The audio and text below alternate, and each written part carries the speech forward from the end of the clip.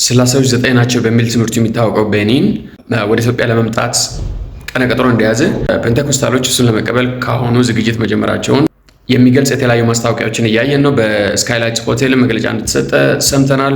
ስላሴ 9 ነው ብሎ ነው የሚያስተምረው። አብ የራሱ ስላሴ ያለው ቦዲ ሶል ኤንድ ስፒሪት፣ ወልድ ቦዲ ሶል ኤንድ ስፒሪት የራሱ ስላሴ ያለው፣ መንፈስ ቅዱስ ቦዲ ሶል ኤንድ ስፒሪት የራሱ ስላሴ አለው። ስለዚህ እያንዳንዱ ሶስት ናቸው። 9 አምላክ አለን ብሎ የሚያስተምር ሰው ነው ቤኒን። ከኋላ ይቅርታ ጠይቋል። ግን ሌሎችንም ትምህርቶች ስንፈትሽ ይቅርታ መጠየቁ ለካሜራ እንደሆነ ትረዳላችሁ። በገንዘብ መጸለይ፣ በውሸት ሰዎች ተፈውሶ ይላሉ ያልተፈወሱትን ገንዘብ የሰጡ ማስመስከር የሚሉ በሙሉ ሐሰተኛ ድራማዎችን መስራት የተጀመረው በቤኒን ነው። የተወሰኑ ሐሰተኛ ፕሮፌሲዎችን ልንገራችሁ። 1989 ላይ 1990ዎች ውስጥ የሚሆኑ ነገሮችን በማለት የተነበዩት ትንቢት፣ አንደኛ ፊደል ካስትሮ ፕሬዝዳንት ሆኖ እያለ ይሞታል። በ1990ዎች ውስጥ አልሞተም፣ ፕሬዝዳንት ሆኖ አይደለም የሞተው፣ አልተፈጸመም። ሁለተኛ ኢስት ኮስት ኦፍ አሜሪካ ቶታሊ በኤርዝኩዊክ ወይም በመሬት መንቀጥቀጥ ይመታል፣ አልሆነም፣ ውሸት ነው። እችን በደንብ ስሟት።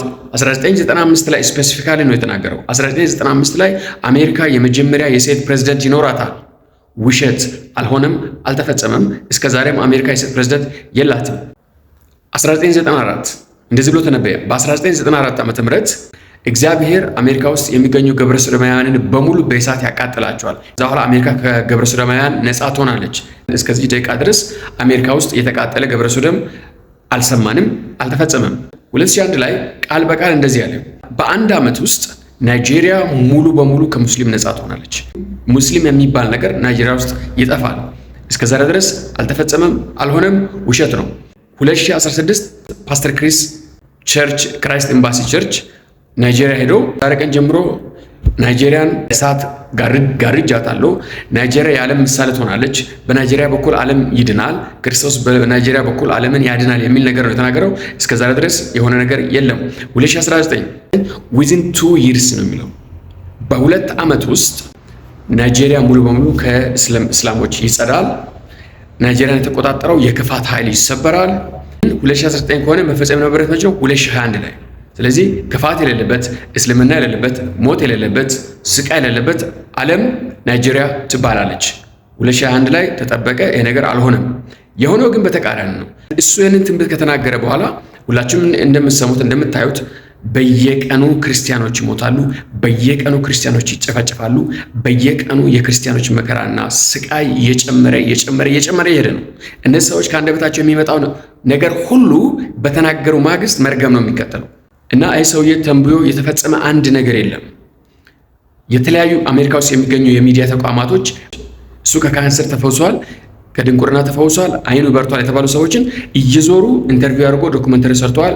ግማሹ ሞተዋል፣ ግማሹ ገንዘብ ተከፍሎት ነው፣ ግማሹ ዋሽቶ ድራማ ነው ያሰራው። አብዛኛው ነገር የቤኒን ሐሰት ነው።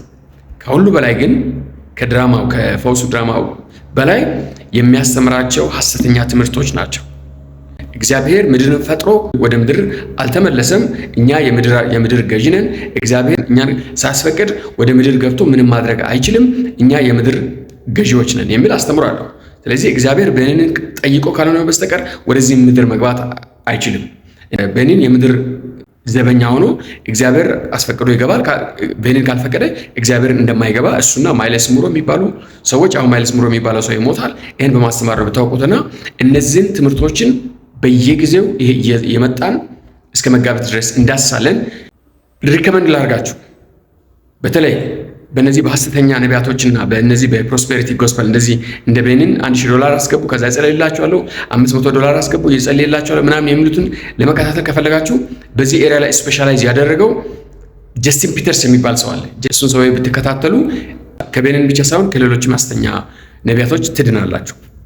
በዚህ ዘመን ላይ ቤኒን ጆሮ ሰጥቶ የሚሰማ አንድ አሜሪካዊ የለም። ድሮ ፖፑላር ነበረ፣ ስዋሽ ምናምን ገንዘብ ዘርፎ እሱ ለራሱ ሚሊዮነር ሆኗል። አሁን ግን ጆሮ እንዲሰጥቶ የሚሰማ ሰው አሜሪካ ውስጥ አጥቷል። ያደረገው ምንድን ነው? ወደ አፍሪካ ነው የሚሄደው። ይህንን ድሃ ህዝብ ሰብስቦ ኢትዮጵያ የሚመጣው ብር አዋጡልኝ ለማለት ነው። ብር አዋጡልኝ ይላል። ፕራይቬት ጄት ይገዛል፣ የተለያዩ መዝናኛዎችን ይገዛል። አገር ውስጥ ያሉ ሐሰተኞች ይበቁናል። ከውጭ የሚመጡበት ምንም ምክንያት የለም። ህዝባችን በሀገራችን ነቢያቶች ከተዘረፉ ይበቃል። በብር የተዘረፈበትን በዶላር እየቀየረ የሚሰጥበት ምንም ምክንያት የለም። ይህንን እናጋልጣለን።